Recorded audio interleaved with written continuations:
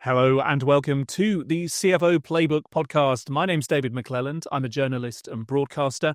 I cover technology, business and leadership. And here on CFO Playbook, I get under the skin of how world-class finance leaders from across various industries leverage technology as well as set goals, make plans, manage teams and much, much more.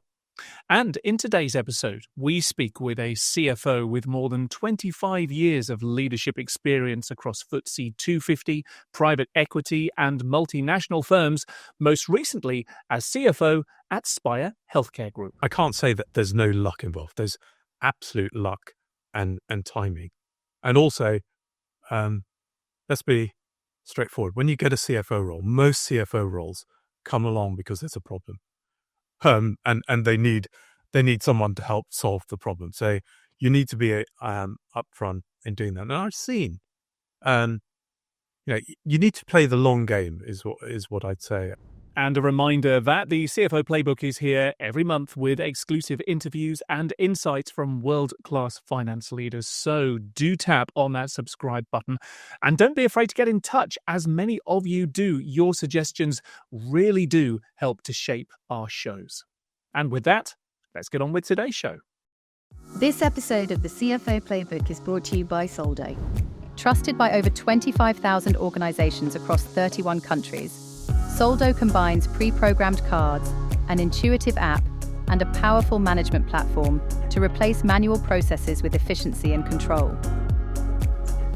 To find out more or to book a demo, visit soldo.com.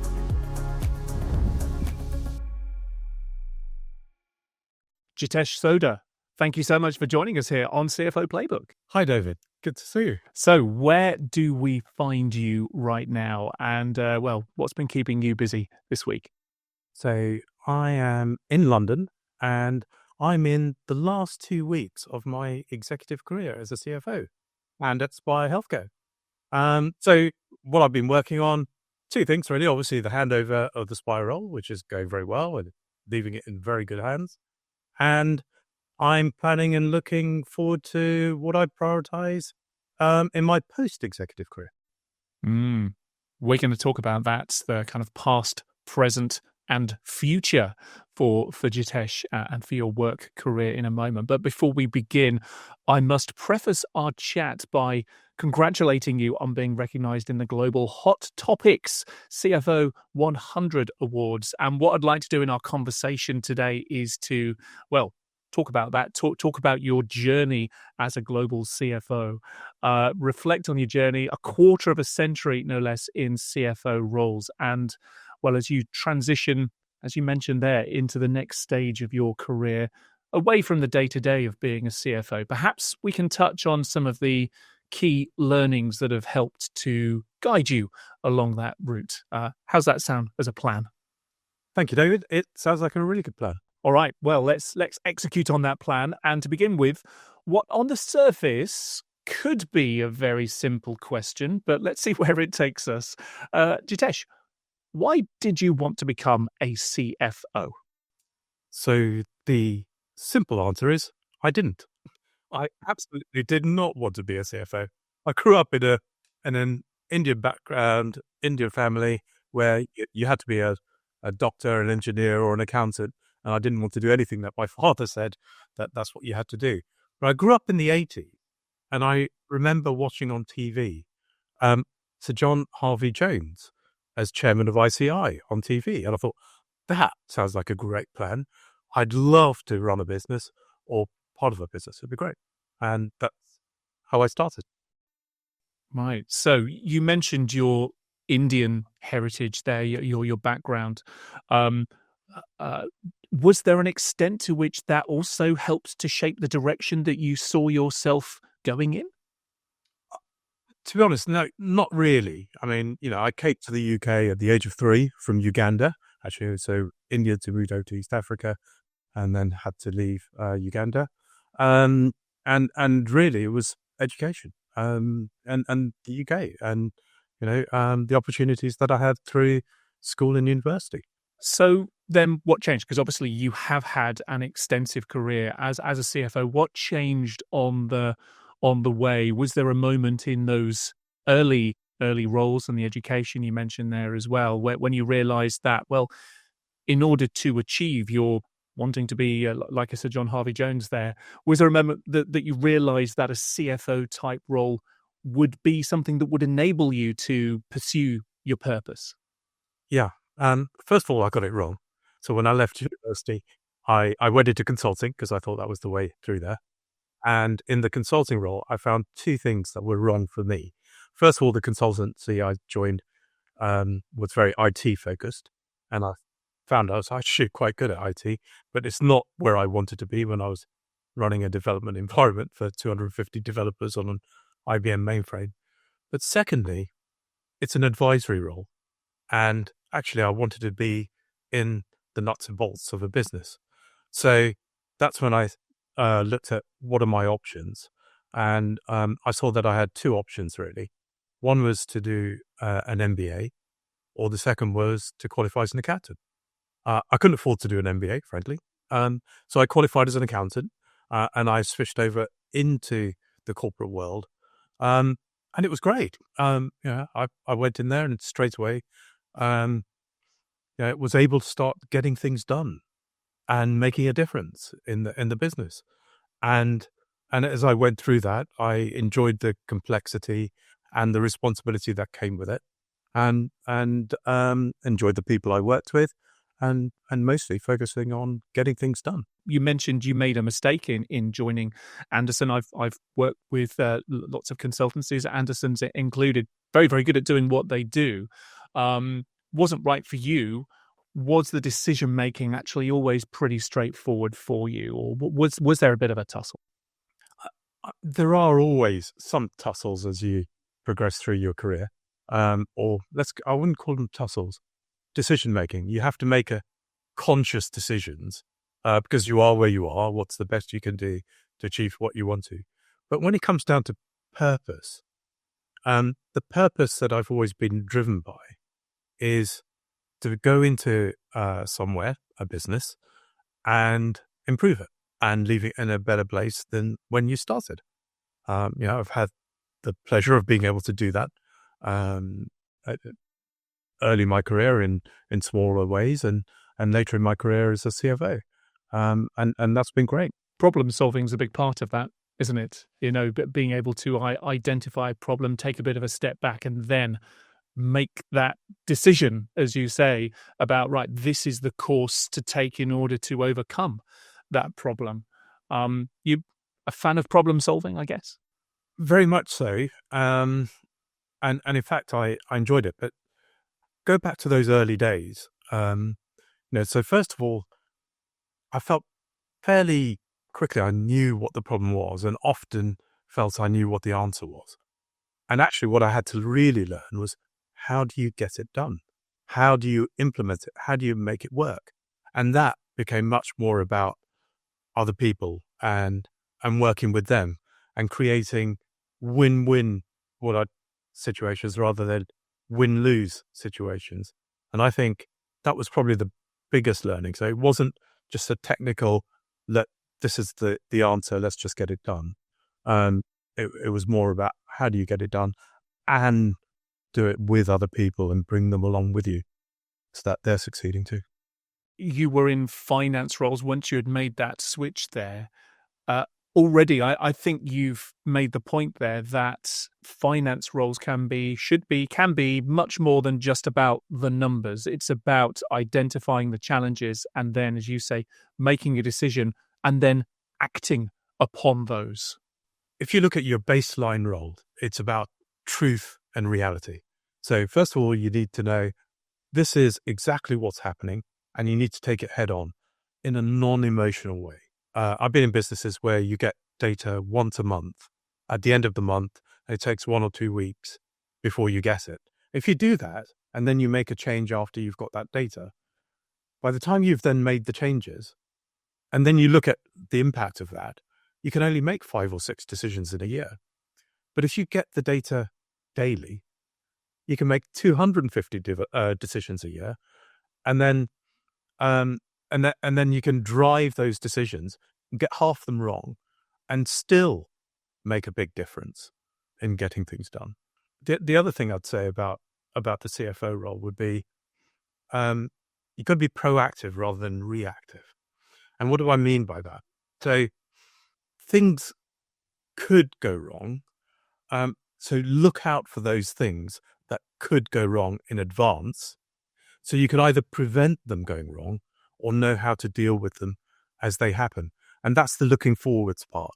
It's anticipation. I've had this conversation a number of times where with experience becomes an inkling as to the kind of things that could go wrong. And I do a lot of scenario planning in my everyday. I probably invest, I should choose to say, a lot of brain cycles into understanding what could happen at a given moment. So I already feel confident that I have a plan in place should A, B, or C happen. Maybe 10 or 15 years ago, I wouldn't have known about the other things that could happen in a given scenario.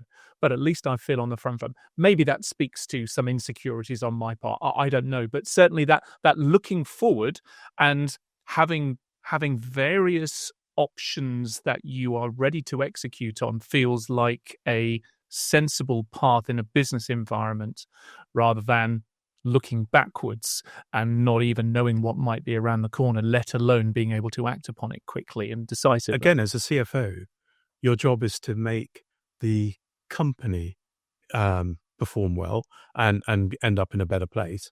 And that includes the CEO, includes the executive in other functions, it includes your team. And it's surprising how much people know. And there's lots of experience out there that you can also leverage. And the more that you leverage that and you use that to help them succeed, the faster and quicker you can actually get that.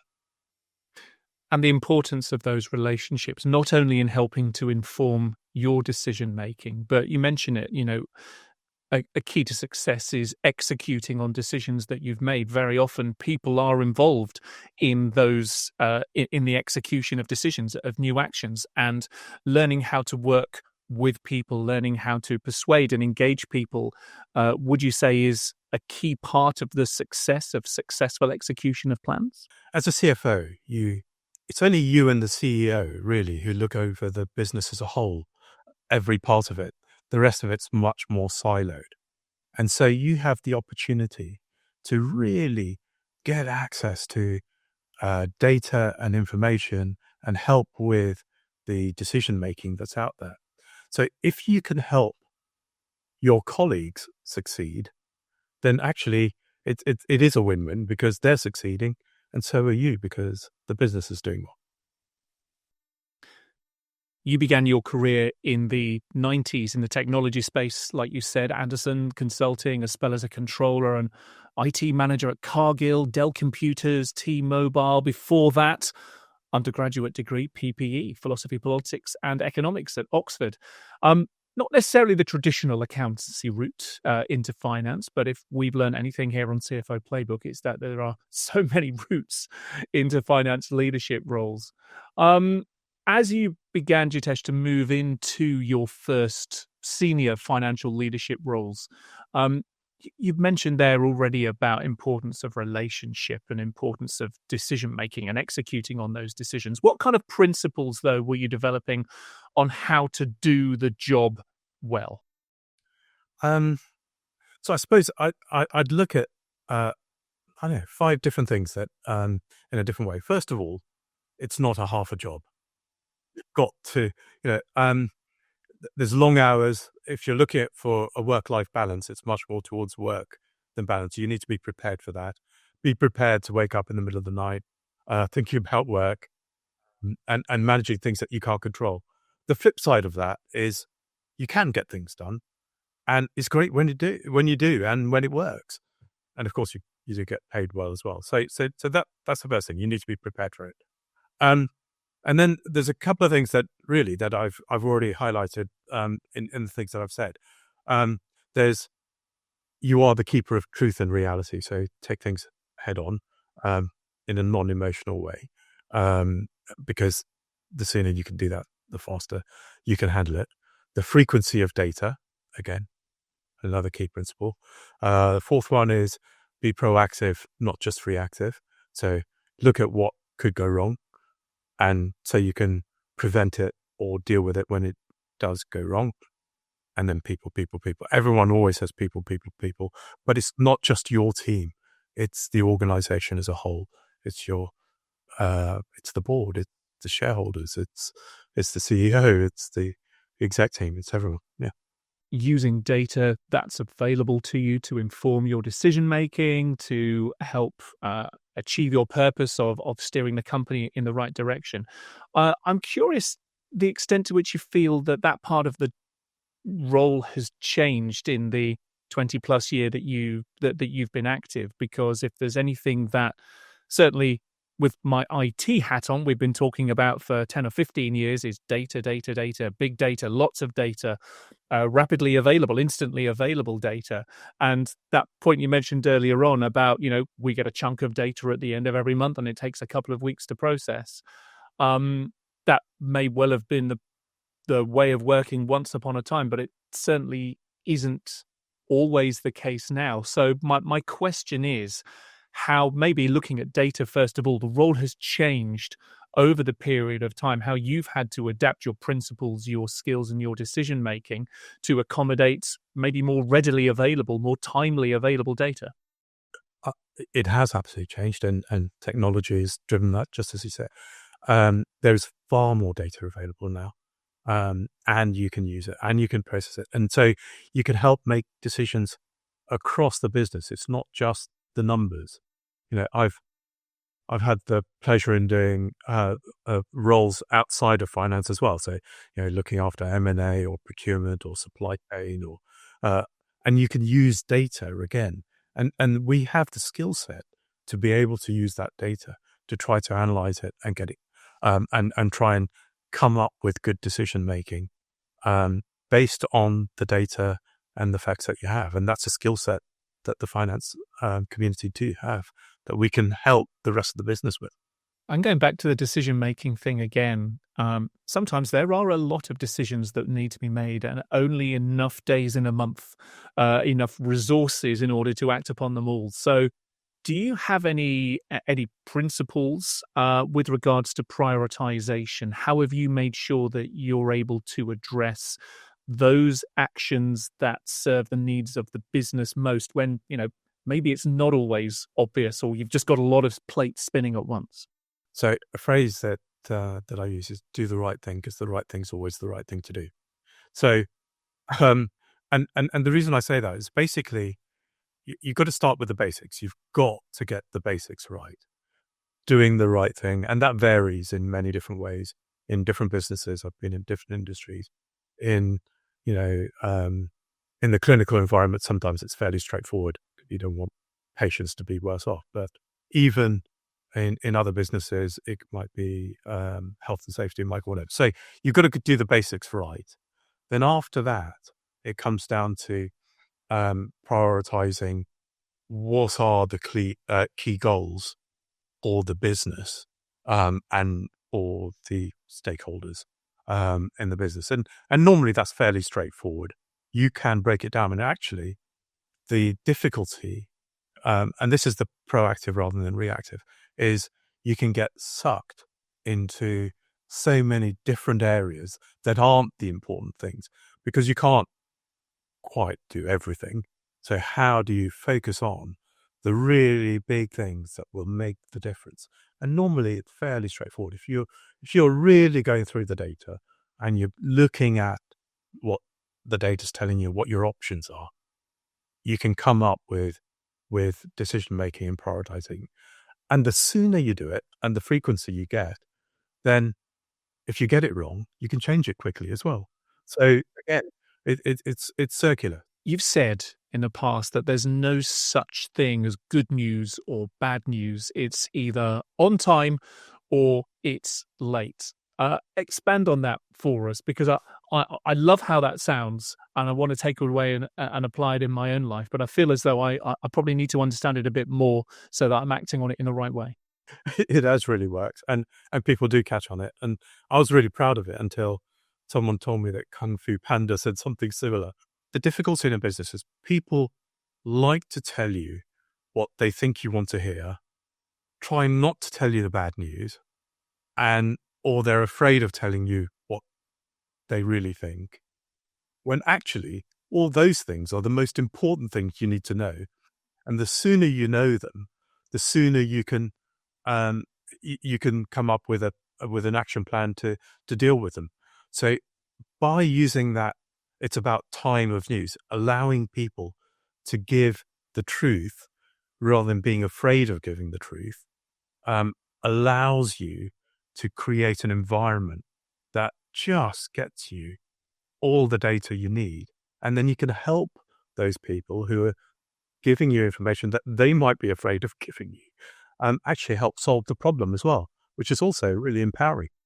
So as a leader then in an environment where timely news is important, it is a human instinct, isn't it? Or maybe it's just me, sometimes to not to want to give the bad news. Maybe something about the bad news will change before I have to give it. So it's very, very easy to put it off and put it off. So what can you as a leader, in terms of creating a culture, creating a safe environment for your workforce, what do you do to try and create an environment where people aren't afraid to come forward with what might be bad news, to make sure that you do get the stuff you need in as timely a manner as possible? How many people wake up in the morning and say, I want to do a rubbish job today? Hardly anyone. That's what everyone says. So why do they do something that isn't right or isn't quite right? It's not because they don't want to do the right thing. It's because either they think that's the right thing or because they're afraid of doing the right thing. So if you can create the environment that allows them to do the right thing or learn what the right thing is, then actually you've then created an incredible environment where actually people wake up in the morning, are proud of the work that they've done, then go home and have a good life as well. And actually then you've got them for life. Jitesh, you've moved through various positions in your career, from those early days, Anderson, Dell, T-Mobile, and so on, to De La Rue, and then Spire Healthcare Group. What have you learnt about progressing through different organizations, different companies? What role has luck had to play? What role has planning had to play in you progressing from one position and one company to another? I can't say that there's no luck involved. There's absolute luck and timing. And also, let's be straightforward. When you get a CFO role, most CFO roles come along because there's a problem. And they need someone to help solve the problem. So you need to be upfront in doing that. And I've seen, you need to play the long game is what I'd say. I've seen people go into companies where they just got the timing wrong, and it was a business going through difficulties, and they did a great job as well as they could, but the timing was just wrong, and the business was just wrong for them. And then trying to come out of that is really quite hard. And I've recruited some fantastic people with great skill sets there. I've seen the opposite as well, where people have just got really lucky, just happened to be in the right place at the right time, and suddenly they could fly along with where the business was going, actually with little or no effort. As a sports fan, just thinking of leadership positions in Premier League football teams, or really any football teams or rugby teams for that matter as well. Yes, it's very often that a managerial position becomes available in good circumstances at a leading club. Usually something has gone wrong at that point. And then it's, is it the right manager at the right time for that club? Yeah, certainly not for my club at the moment. But that's another podcast entirely. So you've joined Spire Healthcare Group, a leading independent healthcare provider here in the UK, as CFO in 2018. In 2022, however, while cycling in Regent's Park, you were involved in a serious accident, which resulted in a prolonged hospital stay, 2 months in hospital. Thankfully, you were able to return to work after the accident, but here we are, just over 3 years on as we record. Have to ask, how are you doing now? Well, first of all, I am the luckiest person in the world. At least that's what I say until I come across other people who are also the luckiest person in the world, because lots of people go through difficult things. And don't get me wrong, I got through and survived. There was an 8% survival rate that I got through. Oh, wow. So I am lucky. How am I? I'm great. I'm glad I went back to work 3 years ago. It was really important as part of my recovery. The people around me were amazing. Obviously, it was a harder issue for my family and friends than for me, but also at work. Oh my goodness. I'm not naturally a touchy-feely person, but when I started coming back, I got so many hugs. It was great. And for my recovery, just going back, being able to live my old life and be able to do the job and deliver some great numbers for Spire and do some M&A and was great, but also go back to my cycling world. Cycling well again. Back on the saddle. Yeah. Last year, the longest ride I did was 170 kilometers. So I'm in a great place. I'm really good. So thank you for asking. No, that's really really good to hear. And given the accident, the 8% survival rate, you are absolutely blessed. You touched on it there. Well, people being touchy and feely with you when you went back to work. How did this experience change you, do you think, as you reflect back on your journey from the accident to maybe where you are now? How did it change you, your outlook and perhaps your approach to work? Yeah, I mean, it has absolutely changed it, which is why I am where I am. So 25 years as a CFO in 5 different companies. I've had the pleasure that when I've left each of those 5 businesses, they've been in a better place than when I joined them. And when a headhunter was calling me for roles that in the past I would have jumped at, I couldn't see myself taking on a 6th project for another 5 years, because it's like I said, it's not a half a job. It's a full-on job. And I have the opportunity to change my perspective and change what I want to do. So if you were to summarize that, then do you think what do you think you learnt about yourself? You experienced a lot of warmth.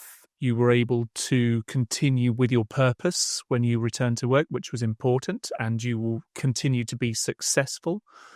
What maybe did you come to realize about yourself through this process that maybe there isn't anything, but maybe you just appreciated more? I don't know. But is there anything that you realized about yourself through this that maybe wasn't apparent before? This is going to sound really odd, but it actually makes me think about Maslow's hierarchy of needs.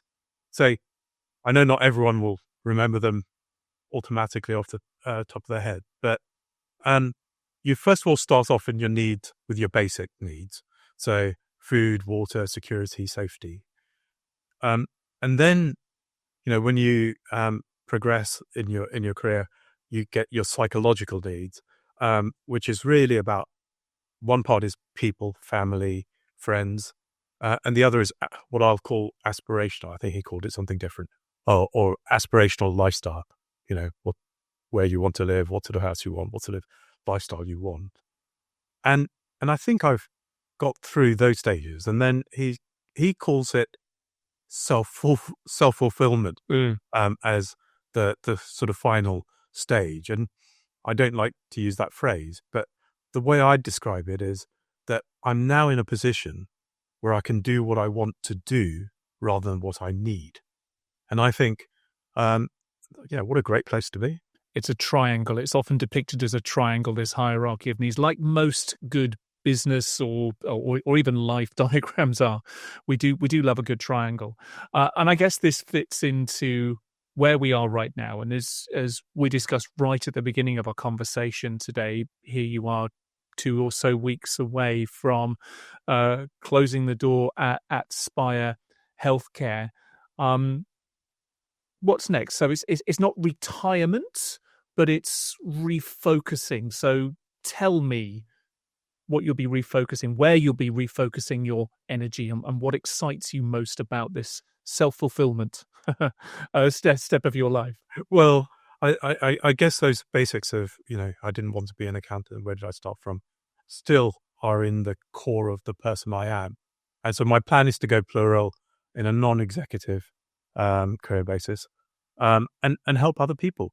Because as a non-executive director, that's really your goal, is to help other people deliver the changes that are needed for a business to be successful. And I'm hoping that my experience will be able to do that with a number of other people. And that reflects back to the purpose that you expressed sort of right at the beginning, really.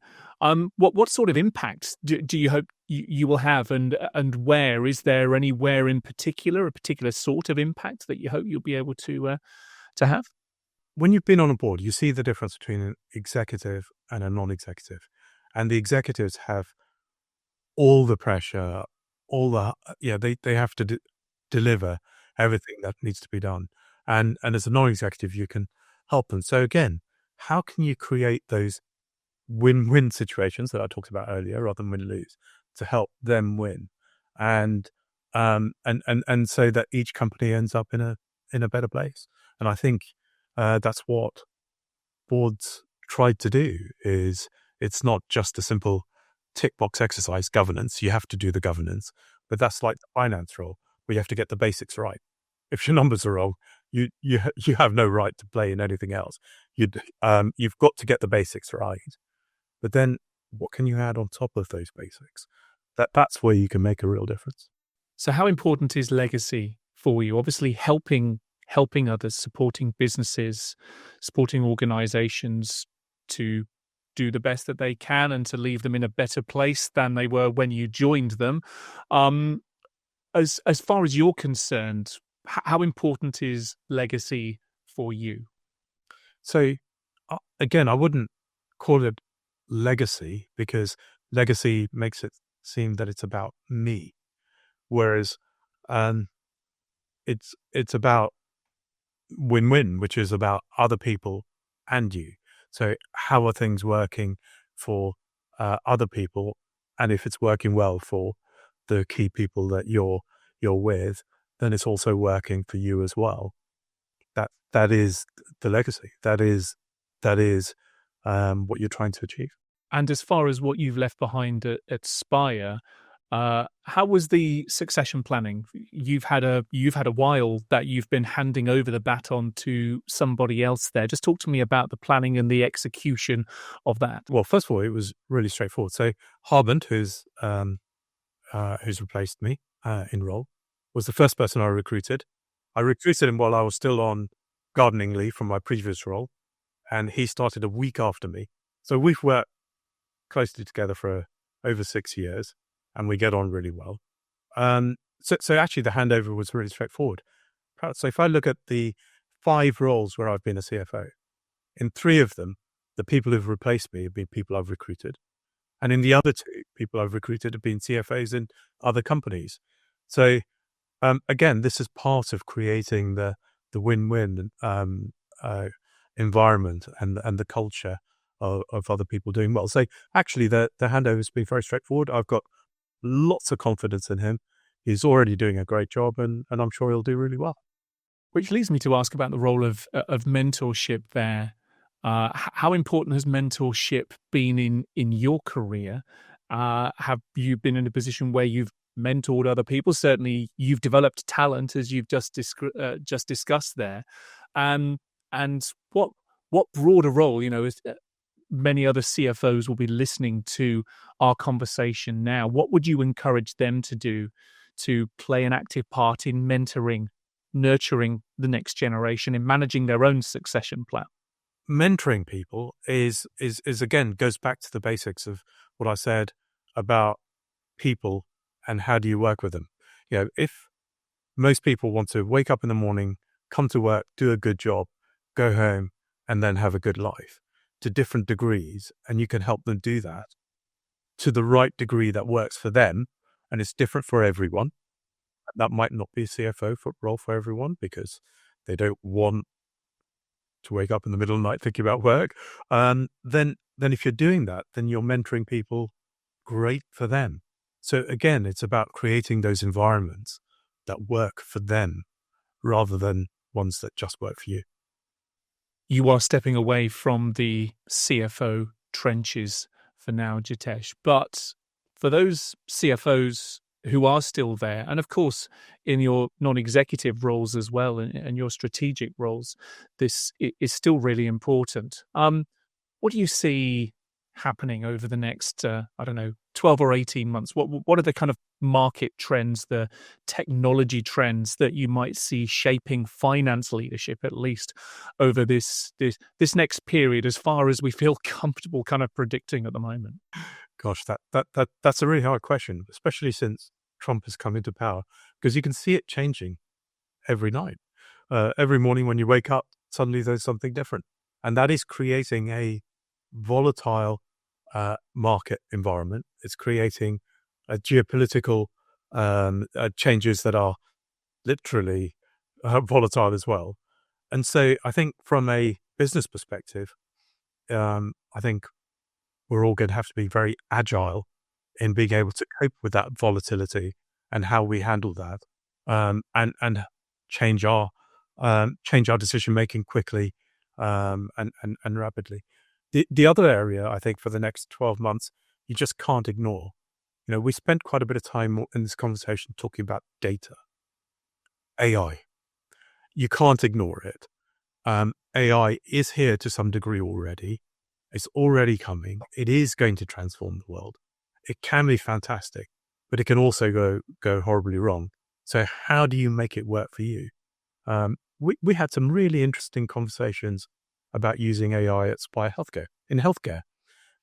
If you use AI to come up with a solution for a patient and it's 80% correct, is that good enough? If a computer does it, it probably isn't. Whereas bizarrely, if a consultant is 80% correct, that's okay. But if a computer is 80% correct, it's not. So how can you use AI? Well, so we looked at ways that you could use it to prioritize. So you can look at images and then prioritize the ones that were highest at risk for the consultants or for those to be reviewed by the consultants. So then you can try to get access to those that need treatment sooner, but they all get reviewed. So there are things that you can do, and so that'll be quite. Those are two things: AI and volatility. The definition of AI on one hand is artificial intelligence, but as you allude to there, in a clinical setting there, if it's augmenting intelligence, if it's enabling the humans and the machines to work together more efficiently, in the prioritization example there, that feels like it's a kind of happy step that balances the risk and the opportunity at the same time. You're a technologist, I guess going back to your early days, you said you enjoyed the technology piece, even if it didn't enable you to do what it is that you wanted to do. But you must be excited, but also cautious at the same time because of your understanding of the power, I guess, that these technologies bring. Yeah, but it was the same when the internet came along. And in fact, I remember my first CFO role was with a company that said that we would bring the internet onto the phone, and everyone laughed at us. We said that people use their phone in front of them rather than in their ears, and everyone laughed at us. And that's exactly what happened. And that's and it's the same with AI. And it changed over time. It'll modify. It'll improve. And it's inevitable. So it is exciting. Jitesh, it's been so good to chat to you today. I wish you every success for this next exciting stage of your career, but I'm not going to let you go until I've asked you what we call here our showstopper question. And we ask this to all of our guests. And this season, we're asking guests to give us their reflection on the phrase progressive finance. So, Jitesh, what does progressive finance mean to you? That is a showstopper. So I see it a little bit like in the way that donut economics is for economics. I see it as a donut economics for finance and how it works. So it's not just about putting the numbers together. It's broader than that. And the role of the team working within finance in helping drive decision making in an agile way by empowering them and drive better decision making, so they can be absolutely proud of the business they're in and the contribution they're making to the business. Great answer, Jitesh. We'll leave it there for now. Thank you very much indeed for joining us here today on the CFO Playbook.